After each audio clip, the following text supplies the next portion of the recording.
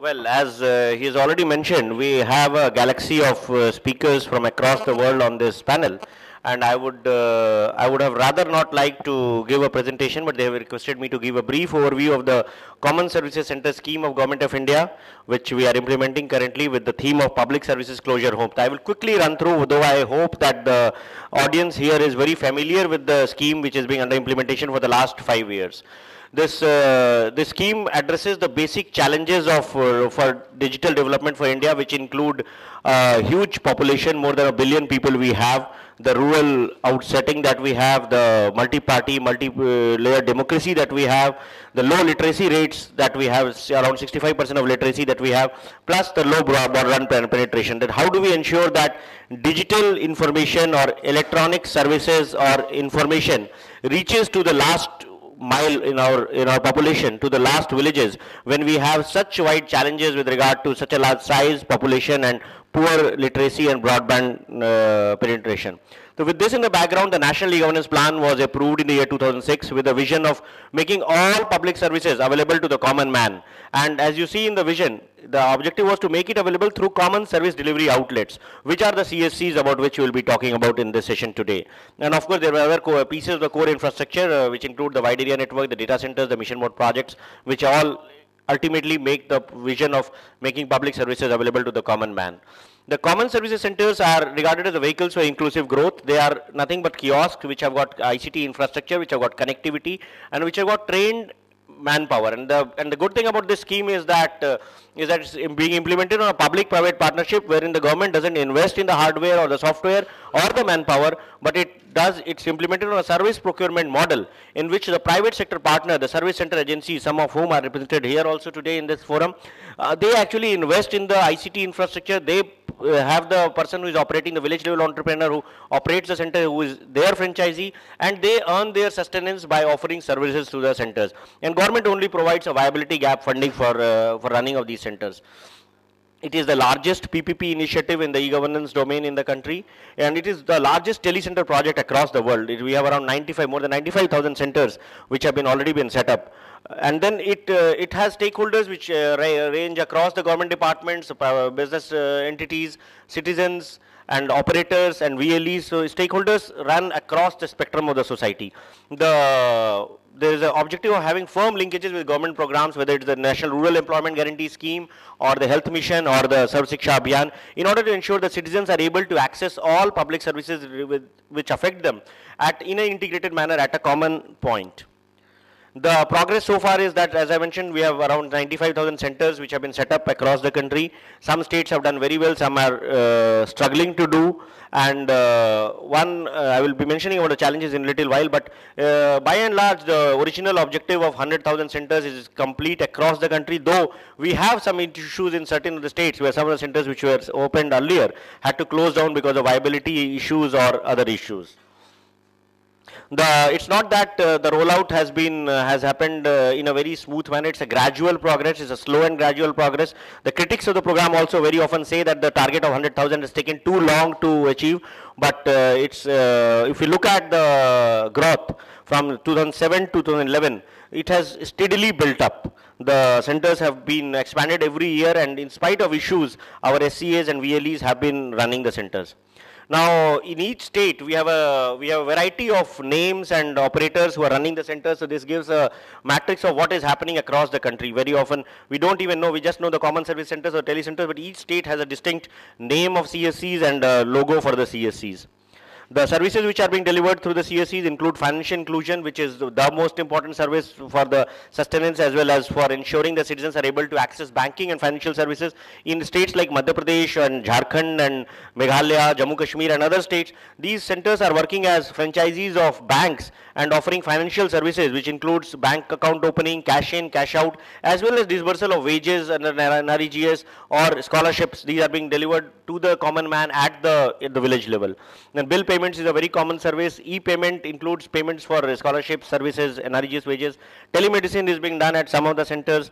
Women literacy is another scheme which DIT has taken up, in which 25,000 women are being trained in the Triple C course of DOEC, which is basic course on computer concepts, which is being run in 10 states on a pilot basis. And based on the learnings of this women literacy, we have plans of extending it across the entire CSC network, just like the Akshara project of Akshaya, in which the whole state has been made illiterate. So this is one of the major initiatives that is being planned for the women literacy. E-learning is one of the most preferred services at the CSCs.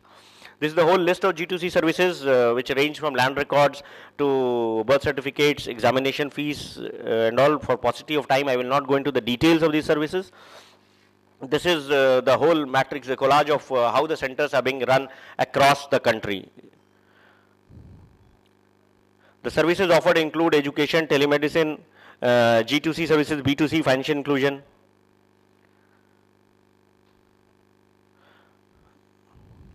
Yeah, the e-district is a project which is being implemented by DIT, which is going to ensure that all public services, all high volume services which are delivered at a district level are made available through the CSC network. And the e-district, so far in the pilot project, we have got very good response. In 2 districts of Kerala, there were more than 1 lakh transactions in just 6 months. And now this project is being ramped up across the country, across all the 640 districts. So one of the major issues which many telecenter operators, many CSC operators have is the lack of G2C services is likely to be addressed by the e-district project. Telemedicine, as I mentioned, is we are taking up pilots in Tripura and Sahanpur and UP. Some of these projects have worked very well. But what is required for telemedicine is that a firm linkage with the back-end hospitals, in order to ensure that when the CSC is connected with the hospital at the back-end, the health service provider, the doctor, is actually available for providing consultancies. Telehomeopathy is being implemented in Tripura, as I mentioned. MNREGS in Jharkhand, where people are getting job cards through the CSCs. I'll quickly run through, I think, before she rings up the bell. Services being offered through CSCs, muster rolls, Jharkhand, MNREGS, this is happening. Then Sikkim project for e-literacy has been taken up, in which people come to the, children come to the CSCs to learn about computers. Then financial inclusion is this I have already mentioned, how it's not only resulting in financial inclusion but also resulting in financial literacy. The CSCs have tied up with many of our operators have tied up with multiple banks in order to ensure that services are delivered. The Sahaj had tied up with State Bank, and similarly other SCAs are tying up with banks to provide services across the country. E-learning, for e-learning on 16th of July, there was a tie-up of the CSC special purpose vehicle which manages the CSC ecosystem with IGNU, and most of the IGNU courses are now available through the CSC network, and there is a very good business model which has been worked out, wherein whatever the commission which is paid is shared between the SCA, between the SPV and the VLE, with the bulk of the commission going to the village level entrepreneur who is running the courses. Then the tie-ups have been happened with the DOEC for course on computer concepts, which they have become franchisees of DOEC to offer the course on computer concepts through the CSCs. Then Microsoft courses are also being offered at multiple CSCs. The Intel's Easy Basic Steps course has been offered in the Akshaya centers of Kerala. Then Yahoo has a course on digital literacy and awareness, and for the CSCs have tied up with these courses also, so that people can access these courses at the CSC level. Financial inclusion, I have already mentioned, the CSC SPV is tying up with the banks to ensure that all CSCs become business correspondents. This is the picture of a Reserve Bank of India governor at a CSC in Lohardaga of Jharkhand, wherein he went and saw how the CSCs are delivering financial services. And in Jharkhand, incidentally, the state government has designated all CSCs as panchayat banks, so that they are not only located in the panchayats, but they are also offering panchayat services. So they are officially being known as panchayat banks in Jharkhand. With LIC, we are having a tie-up so that people can pay insurance premiums of Life Insurance Corporation through the CSCs. Similar tie-ups are being tied up with Easy Insurance. Easy Insurance is a portal which allows payment of insurance premiums across multiple service providers. Similarly, the SPV has tied up with UTI Technology Services Limited, and PAN cards can be applied for and obtained through the CSCs. And there also UTI does pay a commission to the VLE and to the SCA and for ensuring that PAN card services are tied up. Then we are also tying up with the agencies like AC Nielsen, so that CSCs can be used for market survey, so that FMCGs, manufacturers and all, if they want a rapid survey across the country, since their spread is on a equitable basis across the length and breadth of the country, so they will be able to get a good feedback immediately, and the CSCs, since they have got connectivity, can play a big role in ensuring surveys which can be done at a very short time. Then these are some snapshots of what all is happening in CSCs. Women are major users of services at the CSCs. They come there because it's available at locally. It does give information about health, about immunization, as well as e-literacy. So women are accessing services at the CSC level, and it's also resulting in ensuring social inclusion in this way. This is a snapshot of the highest CSC. CSC is the highest telecenter in the world. It's located in the Sheranthang village of Sikkim, in which recently a parliamentary committee had gone to see this CSC. This I thought I'll just share in this. And the bottom picture is about the CSCs being run in Jammu and Kashmir, wherein the Chief Minister himself has visited some of them. Of course, the challenges also do remain. We do have a lot of challenges with regard to whatever has been done. I have mentioned the key challenges is that how do we ensure connectivity broadband. I am told in the first session also this was a key theme, that how does the broadband access becomes a right for not only the CSC operators but for the citizens also. So for that we do have a plan, but not all CSCs, out of the 95,000, only 70,000 have got proper broadband connectivity. So we are working on a plan to ensure that all CSCs get connected.